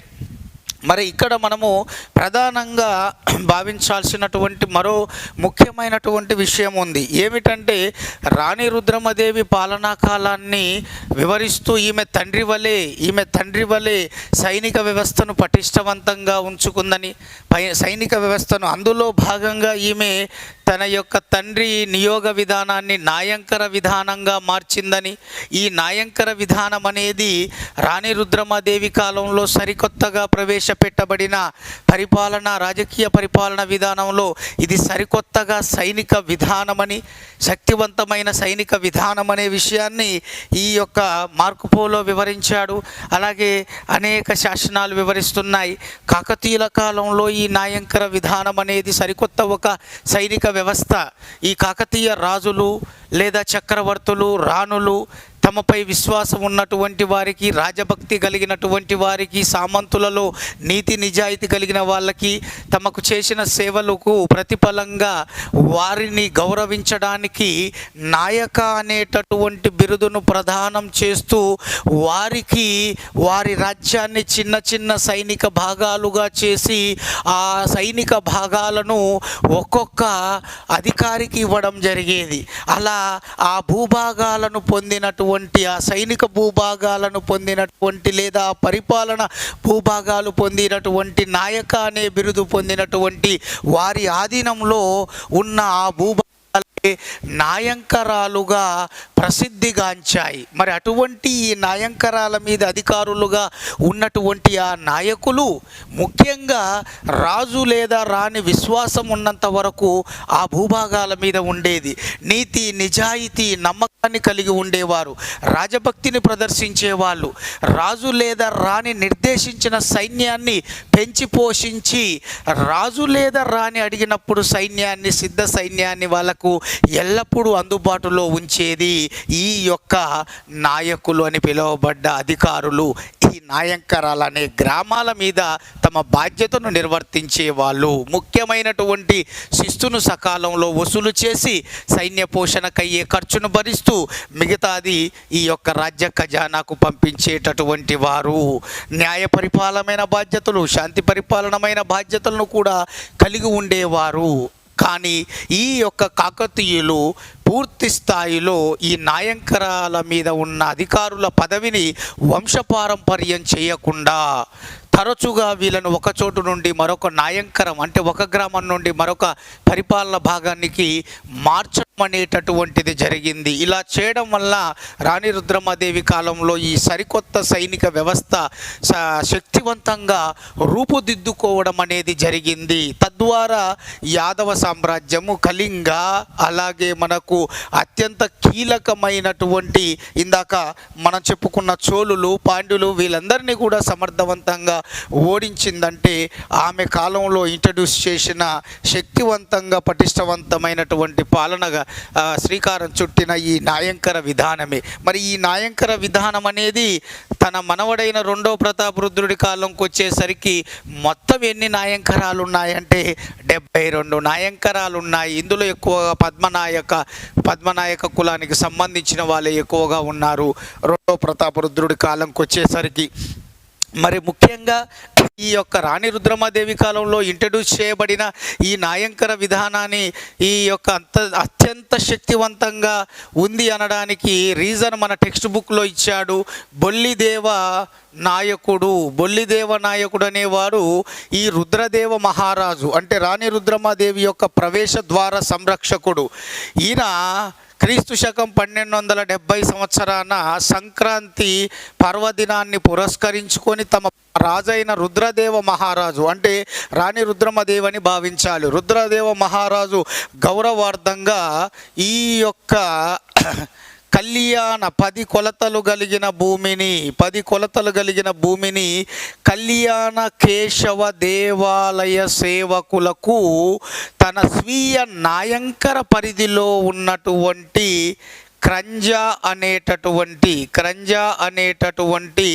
ఈ యొక్క స్వీయంక నాయ పరిధిలో ఉన్నటువంటి ఈ క్రంజా అనేటటువంటి నాయంకరంలో ఈ 10 కొలతలు కలిగిన భూమిని ఈ క్రంజా అనే తన స్వీయ నాయంకర పరిధిలో ఉన్న ఈ గ్రామంలో 10 కొలతలు కలిగిన భూమిని కళ్యాణ కేశవ దేవాలయ సేవకులకు తన రాజైన రుద్రదేవ మహారాజు యొక్క గౌరవార్థం దానం చేసినట్లుగా తాను ముఖ్యంగా వేసిన శాసనంలో దానిని లిఖింప చేసుకున్నాడు. అంటే దీన్ని బట్టి ముఖ్యంగా ఆనాటి నాయంకరాల మీద ఉన్న నాయక అనే బిరుదు పొందిన అధికారులు రాజభక్తి, విశ్వాసం, నిజాయితీ అనేది ఏ విధంగా ఉన్నదో అనేటటువంటి విషయాన్ని ఇక్కడ మనం స్పష్టం చేసుకోవాలి. అలాగే మార్కుపోలో చెప్పినట్లుగా ఈ రాణి రుద్రమాదేవి తండ్రి వలె వ్యవసాయ అభివృద్ధి చేసింది, ప్రజా సంక్షేమ కార్యక్రమాలు చేపట్టింది, కాలువలు త్రోవించింది, అలాగే ముఖ్యమైన మహిళలకు ఆసుపత్రులను నిర్మించింది, ప్రసూతి ఆసుపత్రులను నిర్మించింది, సైనిక వ్యవస్థను పటిష్టవంతం చేసుకుంది అనేటటువంటి రకరకాల విషయాలను వివరిస్తూనే కాకతీయుల కాలం నాటి ముఖ్యమైన రేవు పట్టణం మోటుపల్లి అనేటటువంటి విషయాన్ని స్పష్టం చేశాడు. కాకతీయుల కాలం నాటి ముఖ్యమైన రేవు పట్టణంగా మోటుపల్లి ప్రసిద్ధిగాంచిందని, ఈ రేవు పట్టణం గుండానే ఈ యొక్క విదేశీ వ్యాపార సంబంధాలను వీళ్ళు కొనసాగించారని, ఇక్కడి నుంచి ముఖ్యంగా ఈ యొక్క వజ్రాలు కానీ, సాలెగూడు మాదిరి సన్నని మజ్లిన్ వస్త్రాలు కానీ, ఈ యొక్క అత్యంత ముఖ్యమైనటువంటి ముత్యాలు కానీ ఇవన్నీ కూడా అత్యద్భుతంగా ఇవి కాకతీయ సామ్రాజ్యంలో పేరుగాంచినవి లభ్యమవుతున్నాయని, ముఖ్యంగా సాలెగూడు మాదిరిగా ఉన్న సన్నని వస్త్రాలను ఇష్టపడని విదేశీయులు ఎవరూ లేరని, అద్భుతమైనటువంటి ఈ యొక్క నైపుణ్యత కలిగిన వస్తువులు ఇక్కడి నుంచి విదేశాలకు ఎగుమతి అవుతున్నాయి అనేటటువంటి విషయాన్ని కూడా మార్కోపోలో ఈ విషయాన్ని స్పష్టంగా ఈయన క్లియర్ వివరించడం అనేటటువంటిది జరిగింది మిత్రులారా. అలాగే మరి రాణి రుద్రమాదేవి మరణం తర్వాత తన యొక్క మనవడైన రెండవ ప్రతాపరుద్రుడి కాలంలో ఈ ఢిల్లీ సుల్తానుల దండయాత్రలు ప్రారంభమయ్యాయి. అందులో క్లియర్గా 1300 అల్లావుద్దీన్ ఖిల్జీ నుంచి ప్రారంభమయ్యాయి. బట్ అల్లావుద్దీన్ ఖిల్జీ కాలంలో మాలిక్ కాఫర్ చేతిలో ఓడిపోయిన రెండవ ప్రతాపరుద్రుడు ఈ యొక్క సంధి చేసుకొని కప్పాన్ని చెల్లించాడు. కానీ తుగ్లక్ వంశానికి సంబంధించిన మహమ్మద్ బిన్ తుగ్లక్ ఈ యొక్క 1323లో ఈ రెండవ ప్రతాపరుద్రుడి మీద దాడి చేసి రెండవ ప్రతాపరుద్రుడిని ఓడించి ఓరుగల్లును ఆక్రమించి, ఓరుగల్లు అంటే కాకతీయ సామ్రాజ్యపు ఈ ఓరుగల్లు అనేది ప్రస్తుతం వరంగల్గా పిలువబడుతుంది. మరి ఈ ఓరుగల్లు ప్రాచీన నామం ఏమిటి అంటే ఏకశిలా నగరం అనేది గుర్తుంచుకోవాలి. ఓరుగల్లు ప్రాచీన నామం ఏకశిలా నగరం. అటువంటి ఆ ఓరుగల్లును ఆక్రమించి ఈ యొక్క ఓరుగల్లు పేరును సుల్తాన్పూరుగా పేరు మార్చి కాకతీయ ఢిల్లీ సుల్తాన్ల సామ్రాజ్యంలో కలిపివేయడంతో 1323 సంవత్సరంలో కాకతీయ సామ్రాజ్యం పూర్తిగా అంతం కావడం జరిగింది. కాకతీయ సామ్రాజ్య పాలకుడు చివరి పాలకుడు రెండవ ప్రతాపరుద్రుడిని ఓడించి అతన్ని చంపకుండా అతన్ని ఢిల్లీకి బందీగా తీసుకొని వెళ్తుంటే అతడు అవమాన భారంతో నర్మదా నదిలో దూకి ఆత్మహత్య చేసుకొని చనిపోవడం జరిగింది. దాంతో కాకతీయ సామ్రాజ్యం పూర్తిగా కొలాప్స్ అంటే పతనం కావడం అనేటటువంటిది జరిగింది. మిత్రులారా, ఇక్కడ ఈ విషయాన్ని కూడా మనం క్లియర్గా అర్థం చేసుకోవాలి. అలాగే ఇక్కడ జరిగినటువంటి మరో ముఖ్యమైనటువంటి విషయం ఏమిటంటే కాకతీయ సామ్రాజ్యం పతనమైపోయిన తర్వాత ఈ కాకతీయ సామ్రాజ్యానికి సామంత పాలకులుగా ఉన్నటువంటి వారిలో ముఖ్యంగా ఆంధ్రదేశంలో ఈ యొక్క అద్దంకి, అలాగే కొండవీడు, అలాగే రాజమండ్రి, అలాగే మనకు కందుకూరు వంటి ప్రాంతాలలో ఈ అద్దంకి, కొండవీడు, రాజమండ్రి, కందుకూరు వంటి ప్రాంతాలలో ఈ యొక్క కాకతీయ సామంతులుగా ఉన్నటువంటి చిన్న చిన్న ఈ యొక్క నాయకులు స్వతంత్ర రాజ్యాలను ఏర్పాటు చేసుకోవడం అనేటటువంటిది జరిగింది. మిత్రులారా, ఇది మనకు ఈ యొక్క కాకతీయ పాలకులకు సంబంధించిన సమాచారం. అయితే మన బుక్లో టెక్స్ట్ బుక్లో ఇచ్చినటువంటి వివరాలు ఒకసారి చూస్తే వీళ్ళలో మనకు కొన్ని అంశాలు మేళవించాడు. ఆ అంశాలలో మనము సాహిత్యం గురించి చూశాము, వాస్తుశిల్ప కళారీతులు చూశాము, అందులో కట్టడాల గురించి మెన్షన్ చేశాము, నాయంకర విధానం గురించి చూశాము, నాయంకర సాహిత్యం గురించి చూశాము. కానీ ఇక్కడ మనకు ఇక మిగిలిన డిస్కస్ చేసుకోవాల్సింది ఏంటంటే మరి కాకతీయుల కాలంలో గ్రామ పరిపాలన విధానం ఏ విధంగా ఉన్నది. As per new text book గ్రామ పరిపాలన విధానం, మళ్ళీ అలాగే మనకు సామాజిక ఆర్థిక పరమైన జీవనము ఏ విధంగా ఉంది. అలాగే మిగిలినటువంటి మరో ముఖ్యమైన అంశం ఏంటంటే మరి కాకతీయుల కాలం నాటి మత పరిస్థితులు ఏ విధంగా ఉన్నాయి అనేటటువంటి విషయానికి సంబంధించిన సమాచారాన్ని ఇక్కడ మనం చూద్దాం. మరి ఇందులో ప్రధానంగా ఇక్కడ మనం గమనించాల్సిన ముఖ్యమైనటువంటి విషయాలు ఏమిటి అనేది ఒకసారి ఎడ చూద్దాం. సో అందులో ఫస్ట్ది గ్రామ పాలన ఏ విధంగా ఉంది. కాకతీయుల కాలంలో వీళ్ళు రాజులు లేదా రాణులు ఏం చేశారయ్యా అంటే ఈ గ్రామ పరిపాలన విభాగాన్ని స్థల నాడులుగా విభజించారు. స్థల అలాగే నాడులు అనేటటువంటి ఇందులో స్థల అంటే ఈ యొక్క 10 నుంచి 60 గ్రామాల కలయికను ఈ యొక్క స్థల అనేటటువంటి పేరుతో పిలిచేవారు కాకతీయుల కాలంలో. కొన్ని స్థలాల కలయికే కొన్ని స్థలాల కలయికే నాడులుగా పిలువబడ్డది. ప్రతి 10 నుంచి 60 గ్రామాల కలయికను స్థల అని పిలిస్తే అటువంటి కొన్ని స్థలాల కలయికే నాడులుగా పిలువబడ్డాయి. అంటే గ్రామ పరిపాలన కాకతీయుల కాలంలో చోళుల మాదిరిగా పరిపాలనలో ఒక ప్రాథమిక విభాగంగా పరిగణించబడ్డది. అందుకే ఈ యొక్క గ్రామ పరిపాలన మనకు అద్భుతంగా మనకు శక్తివంతంగా సమర్థవంతంగా ఉండడానికి ఎస్పెషల్లీ వీరు గ్రామ పరిపాలన యొక్క పటిష్టత కోసం 12 మంది అయ్యగారులు అనేటటువంటి అధికారులను నియమించడం అనేది జరిగింది. ఈ యొక్క కాకతీయుల కాలంలో ఈ గ్రామ పరిపాలన మీద పర్యవేక్షణ కొరకు 12 మంది అయ్యగారులు అని పిలువబడే అధికారులను కాకతీయులు నిర్మించారు. అందులో ముఖ్యంగా ఇక్కడ కరణం, అలాగే మనకు రెడ్డి, అలాగే మనకు ఇక్కడ తలారి. కరణం, రెడ్డి, మనకు ముఖ్యంగా తలారి అంటే ఇక్కడ ఈ యొక్క భూ రికార్డుల అధికారి, భూ రికార్డుల నిర్వహణ అధికారి. రెడ్డి అంటే ఇక్కడ గ్రామ పెద్దగా చెప్పవచ్చును.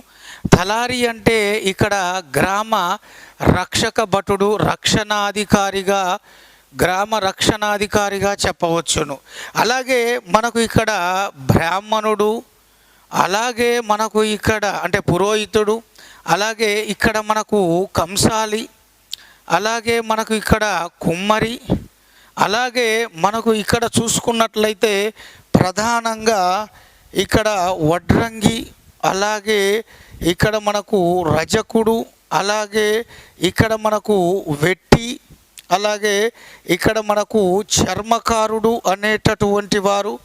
సో ఇక్కడ మనకు స్వర్ణకారుడు అనేటటువంటి వారు, స్వర్ణకారుడు. సో ఒకసారి ఇక్కడ చూస్తే కరణం, అలాగే రెడ్డి, కరణం అంటే భూ రికార్డుల నిర్వహణాధికారి, రెడ్డి అంటే గ్రామ పెద్ద, తలారి అంటే గ్రామ రక్షణాధికారి, బ్రాహ్మణుడు, కంసాలి, అలాగే కుమ్మరి, అలాగే వడ్రంగి, రజకుడు, అలాగే రజకుడు చాకలి, అలాగే వెట్టి, అలాగే చర్మకారుడు, అలాగే స్వర్ణకారుడు, అలాగే మనకు ఇక్కడ మనకు కమ్మరి అనేటటువంటి వారు కూడా వస్తారు.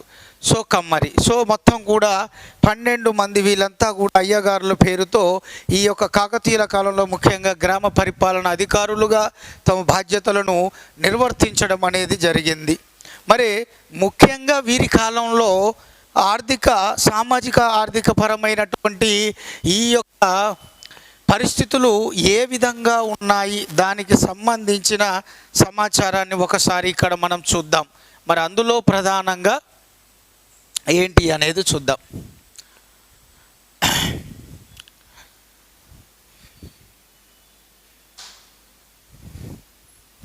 సో ఇక్కడ మరి కాకతీయుల కాలంలో సామాజిక పరమైన ఆర్థిక జీవనం మనకిచ్చిన టెక్స్ట్ బుక్ ప్రకారంగా చూస్తే మరి కాకతీయుల కాలం నాటి ఆర్థిక పరిస్థితులు ఏమిటి అంటే, ఇక్కడ కాకతీయుల కాలంలో ప్రజల యొక్క ప్రధాన వృత్తి ఏమిటంటే 100% వ్యవసాయం అండి. 100% వ్యవసాయం. మరి రాజ్యానికి ప్రధాన ఆదాయము ఆటోమేటిక్గా భూమి శిస్తు. మరి కాకతీయుల కాలంలో ప్రధానంగా 3 రకాల వ్యవసాయ భూములు ఉన్నాయి. 3 రకాల వ్యవసాయ భూములు ఏంటిది ఇది అంటే, ఇక్కడ రాచ పొలం, వెలిచేను, అలాగే తోట భూమి. రాచపొలం అంటే ఇది కేవలం రాజుకు చెందినటువంటి వ్యక్తిగత ఆస్తి, వ్యక్తిగత భూములు. వెలిచేను అంటే నీటి వసతి కలిగినటువంటి భూమి. తోట భూములు అంటే ఈ యొక్క పండ్లు, కూరగాయలు వంటివి పండించడానికి అనువుగా ఉండే భూమి. ఇలా 3 రకాలైన భూములు కాకతీయుల కాలంలో ఉండేవి. మరి ఇందులో ప్రధానంగా ఈ యొక్క రాచపొలం అంటే రాజుకు సంబంధించిన పొలం ఏదైతే ఉందో దాన్ని ఈ యొక్క ప్రభుత్వ ఆస్తి కాబట్టి అది కౌలుకు ఇచ్చేవారు. కౌలుకు తీసుకున్న ఈ యొక్క కౌలుదారుల నుండి ప్రాతిపదికగా ఇంత కౌలు వసూలు చేసేవారు. అలా రాజు యొక్క భూములను కౌలుకు తీసుకొని ప్రాతిపదికగా కౌలు చెల్లించేవారు ఈ యొక్క అర్ధిసరి అనేటటువంటి పేరుతో, అర్ధిసరి అనే పేరుతో పిలువబడ్డాడు. ఇది బుక్లో మనకు కొత్త పదం యాడ్ అయింది, అర్ధిసరి అనేటటువంటి పేరుతో. అర్ధిసరి అంటే కాకతీయుల కాలంలో రాచపొలం లేదా రాజుకు సంబంధించిన ఆ యొక్క వ్యక్తిగత ఆస్తి, వ్యక్తిగత వ్యవసాయ భూములను కౌలుగా తీసుకున్నటువంటి వారు, కౌలు చెల్లించేవాడు, ప్రాతిపదికగా కౌలు చెల్లించేవాడు అర్ధిసరిగా పిలువబడ్డాడు అనేటటువంటి విషయాన్ని ఇక్కడ మనము గమనించాలి. అలాగే ముఖ్యంగా కాకతీయులు తమ రాజ్యానికి ప్రధాన ఆదాయమైనటువంటి ఈ యొక్క వ్యవసాయాన్ని అభివృద్ధి చెందించేందుకు ముఖ్యంగా అనేక వ్యవసాయ అభివృద్ధి కార్యక్రమాలు చేపట్టారు. అందులో ముఖ్యంగా అనేక చెరువులను, కాలువలను త్రవ్వించారు. ఇందాక మీకు చెప్పాను, పాకాల చెరువు, లక్నవరం, గన్పౌర్ చెరువు, రుద్ర సముద్రము, బయ్యారం చెరువు, చౌడ సముద్రము, రామప్ప చెరువు, ఇవన్నీ కూడా కుంద సముద్రం, ఇవన్నీ కూడా కాకతీయుల కాలంలో వ్యవసాయ అభివృద్ధిలో భాగంగా త్రవ్వబడినటువంటి చెరువులు. ఈ చెరువులను త్రవ్వి వ్యవసాయ అభివృద్ధికి వీళ్ళు పాటుపడడం అనేటటువంటిది జరిగింది. అలాగే రాజ్యం యొక్క అభివృద్ధి కొరకు ప్రజా సంక్షేమ కార్యక్రమాల దృష్ట్యా కేవలం భూమి శిస్తే కాకుండా ఈ యొక్క కాకతీయులు అనే వాళ్ళు కొన్ని ఇతర పన్నులు కూడా వారి కాలంలో వసూలు చేశారట. అందులో ముఖ్యమైనవి చూస్తే ఇక్కడ వాణిజ్య పన్నులు అనేటటువంటివి ఇక్కడ మనం చూడవచ్చును, వాణిజ్య పన్నులు. అలాగే ఇక్కడ రెండవది మనం గమనిస్తే ఇల్లరీ పన్ను, అలాగే పుల్లరీ పన్ను, అలాగే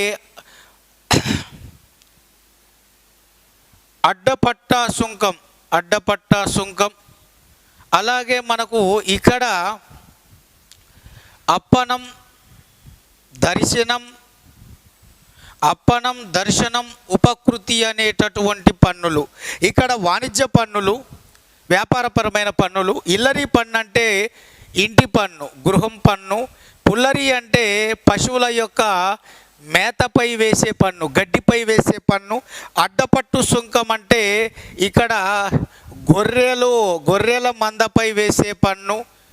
అలాగే ఇక్కడ ఈ అప్పనం దర్శనం ఉపకృతి అనేటటువంటివి ఇక్కడ ప్రజలు రాజుకు నేరుగా చెల్లించే పన్ను, రాజుకు నేరుగా చెల్లించేటటువంటి పన్నులు. అంటే ఇక్కడ ఈ పన్నుల్లో ఒకసారి మనం చూస్తే వాణిజ్య పన్నులు, ఇల్లరీ పన్ను, పుల్లరీ పన్ను, అడ్డపట్ట సుంకము, ఇవన్నీ కూడా ఈ యొక్క ప్రజలు కాకతీయ రాణులు నియమించిన సుంకాధికారులకు చెల్లించేవారు.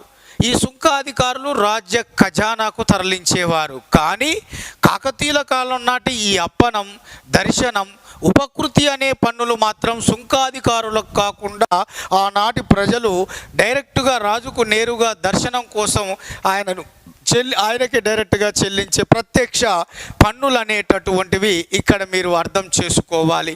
మరి వీళ్ళ కాలంలో నాణెములు కూడా చలామణిలో ఉన్నాయి. అక్కడ మాడు, గద్యానం, రూక, శ్రీ అయిత గజకేసరి, మాడు, గద్యానం, శ్రీ అయిత గజకేసరి బంగారు నాణ్యాలు. ఈ యొక్క రూక అనేది వెండి నాణ్యము. అలాగే కాకతీయుల కాలంలో ముఖ్యంగా ముప్పాంబ, మైలాంబ అనేటటువంటి స్త్రీలు, రాజకుటుంబ స్త్రీలు ముఖ్యంగా వ్యవసాయాభివృద్ధి కొరకు వాళ్ళ ఆధీనంలో ఆస్తి హక్కును కలిగి ఉండి బంగారు ఆభరణాలు, నగలు, ముఖ్యంగా గోసంపద కానీ what ever it may be, ఇవన్నీ కూడా దానం చేసి వారు కూడా కాకతీయుల కాలం నాటి వ్యవసాయ అభివృద్ధిలో భాగస్వాములయ్యారు. వ్యవసాయ అభివృద్ధి భాగంలో కొన్ని సందర్భాల్లో దేవాలయాలను కూడా దానం చేసేటటువంటి స్థాయికి చేరుకోవడం అనేటటువంటిది జరిగింది మిత్రులారా. మరి కాకతీయుల కాలం నాటి మతం విషయానికి వస్తే కాకతీయులు ముఖ్యంగా అధికారిక మతం ఏంటంటే శైవ మతం. యాక్చువల్గా తొలి కాకతీయులు జైన మతాభిమానులు, తర్వాత కాకతీయులు పూర్తిగా శైవ మతాన్ని అనుసరించారు.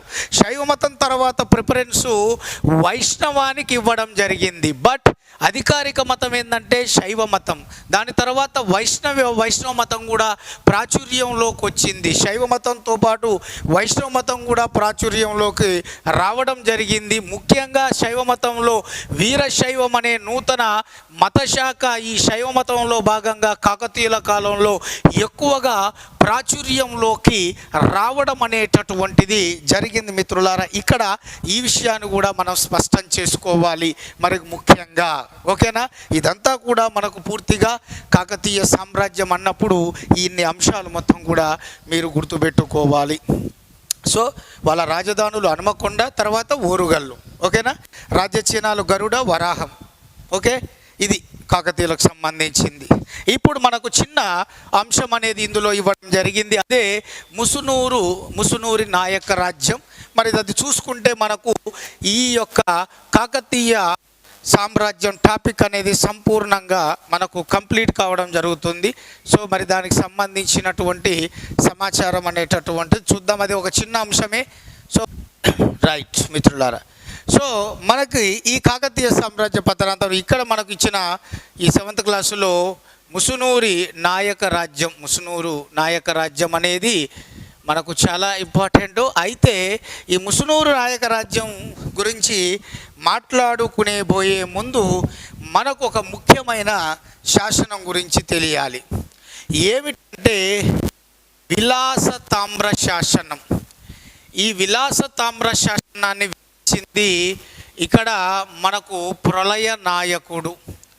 విలాస తామ్ర శాసనాన్ని వేయించింది ప్రళయ నాయకుడు. మరి ఈ ప్రళయ నాయకుడు వేయించిన ఈ యొక్క విలాస తామ్ర శాసనం కాకతీయ సామ్రాజ్యం అనేటటువంటిది 1323 సంవత్సరంలో ఢిల్లీ సుల్తానుల యొక్క దండయాత్రల వలన అంతమైపోయింది. ఓరుగల్లు ఢిల్లీ సుల్తాన్ల సామ్రాజ్యంలో పూర్తిగా కలిసిపోయింది అనే విషయాన్ని వివరించడంతో పాటు కాకతీయ సామ్రాజ్య పతనాంతరం కాకతీయులకు సామంతులుగా ఉన్నటువంటి వారు ముఖ్యంగా ఈ యొక్క అద్దంకి రాజమండ్రి అలాగే కొండవీడు అలాగే కందుకూరు వంటి ఈ యొక్క ప్రాంతాలను స్వతంత్రించి ఈ యొక్క చిన్న చిన్న స్వతంత్ర రాజ్యాలుగా ఈ యొక్క ఆంధ్రదేశంలో వీళ్ళు తమ యొక్క పరిపాలనను కొనసాగించారన్న విషయం కూడా ఈ విలాస తామ్ర శాసనం వివరిస్తుంది. మరి అలా కాకతీయ సామ్రాజ్య పతనాంతరం కాకతీయ సామంతుల్లో ఒకరైనటువంటి ఈ యొక్క నాయకుడు ఈ యొక్క రేకపల్లి అనే ప్రాంతాన్ని స్వతంత్రించి దీన్ని రాజధానిగా చేసుకొని ఈ ముసునూరు నాయక రాజ్యాన్ని స్థాపించడం అనేది జరిగింది ప్రళయ నాయకుడు. మరి ఈ యొక్క రేకపల్లి అనేది ఎక్కడ ఉంది అంటే పాపికొండలకు సమీపాన ఉన్నటువంటి ఈ యొక్క భద్రాచలం అడవులు ఏవైతే ఉన్నాయో భద్రాచలం అడవుల్లో ఈ యొక్క ఇరుకైనటువంటి శబరి నది లోయ పరివాహక ప్రాంతంలో కొండలు దుర్భేద్యమైనటువంటి గుట్టల మధ్య ఈ యొక్క ఒక సంరక్షణగా దుర్భేద్యంగా నిర్మించబడిన ప్రాంతమే ఈ రేకపల్లి అనే ప్రాంతం. అటువంటి రేకపల్లిని స్వతంత్రించి దాన్ని రాజధానిగా చేసుకొని ప్రళయ నాయకుడు ముసునూరి నాయక రాజ్యాన్ని స్థాపించాడు. దానికి గల కారణం ఏంటంటే ముస్లిముల దండయాత్రలను సమర్థవంతంగా ఎదుర్కోవడానికి వారి దండయాత్రల నుంచి రక్షణ పొందడానికి ఇటువంటి అద్భుతమైన దుర్భేద్యమైన ప్రాంతాన్ని స్వతంత్రించి దాన్ని రాజధానిగా చేసుకొని ఆయన పరిపాలన చేయడం అనేటటువంటి దాన్ని ముసునూరు నాయక రాజ్యాన్ని స్థాపించడం అనేటటువంటిది జరిగింది మిత్రులారా. అటువంటి ఈ దుర్భేద్యమైనటువంటి ఈ కొండల గుట్టల లోయల పరివాహక ప్రాంతంలో ఆ అడవుల్లో నివసిస్తున్నటువంటి ఈ యొక్క కొండరెడ్డి ఈ గిరిజన తెగ వాళ్ళు ఎవరైతే ఉంటారో ఆ కొండరెడ్డి గిరిజన తెగకు సంబంధించినటువంటి వారు ఈ ముస్లింల దండయాత్రలను సమర్థవంతంగా ఎదుర్కోవడానికి ఈ ప్రళయ నాయకుడు ముసునూరి నాయక రాజ్య స్థాపకుడైన ఈ ప్రళయ నాయకుడికి తమ తెగ రాజ్య ప్రజల నుండి పూర్తి సహాయ సహకారాలను అందించడం అనేటటువంటిది జరిగిందన్న విషయాన్ని గుర్తుపెట్టుకోవాలి. మరి ప్రళయ నాయకుడి తర్వాత ఇక్కడ ముసునూరి ఈ యొక్క కాపయ నాయకుడు సింహాసనాన్ని అధిష్ఠించాడు. ముసునూరి కాపయ నాయకుడు. సో ఇక్కడ చూస్తే ఈ ముసునూరి కాపయ నాయకుడు 1335 నుంచి 1368 వరకు పరిపాలన కొనసాగించాడు. మరి ఇందులో తన యొక్క సోదరుడైన కాపయ నాయకుడు తర్వాత ఈ యొక్క రేకపల్లిని రాజధానిగా చేసుకొని ముసునూరు నాయక రాజ్యాన్ని ఈయన పరిపాలించడం జరిగింది. ఈ ముసునూరి కాపయ నాయకుడు ముఖ్యంగా 1336లో ఈ తుగ్లక్ వంశపాలకుడైన మహమ్మద్ బిన్ తుగ్లక్ ఎవరైతే ఉంటారో ఈ యొక్క మహమ్మద్ బిన్ తుగ్లక్ ఈ యొక్క పూర్తి స్థాయిలో ఆయనను ఎదిరించి స్వతంత్రించి ఈ యొక్క ఓరుగల్లు ప్రాంతాన్ని ఈయన ఆక్రమించి స్వతంత్రత ప్రకటించుకోవడం జరిగింది. ముసునూరి కాపయ నాయకుడు ఓరుగల్లును స్వతంత్రించాడు. అయితే ఈ ముసునూరి నాయక రాజుల్లో ప్రళయ నాయకుడు తెలివిగా ఈ యొక్క రెడ్డి రాజులతో మిగతా చిన్న చిన్న స్వతంత్ర రాజులనందరినీ కూడా ఒక కూటమిగా తయారు చేసుకొని పూర్తి స్థాయిలో ఈ చిన్న చిన్న స్వతంత్ర రాజ్యాల కూటమి అంతా కూడా రెడ్డి రాజు అయిన ప్రళయ వేమారెడ్డి అలాగే మనకు ప్రళయ నాయకుడు వీళ్ళంతా కూడా ఈ ముస్లింల దండయాత్రలను సమర్థవంతంగా నిలువరించడానికి ఎదిరించడానికి ఒక శక్తివంతమైన సామూహికమైన సంఘటితమైన కూటమిగా ఏర్పాటై దండయాత్రలు ఎదుర్కోవడానికి సిద్ధపడి తమ పోరాటాన్ని ముందుకి తీసుకువెళ్ళడం జరిగింది. అలా తీసుకెళ్ళినటువంటి వారిలో అత్యంత ముఖ్యమైనటువంటి ఈ యొక్క రాజ్యంగా కాకతీయుల సామంత రాజ్యంగా ఈ ముసునూరు నాయక రాజ్యాన్ని చెప్పవచ్చును మిత్రులారా. ఇది మనకు పరిపూర్ణమైనటువంటి ఈ యొక్క కాకతీయ సామ్రాజ్యానికి సంబంధించిన సమాచారము. సో నెక్స్ట్ టాపిక్ మనకు విజయనగర సామ్రాజ్యానికి సంబంధించిన సమాచారం చూద్దాం. Thank you.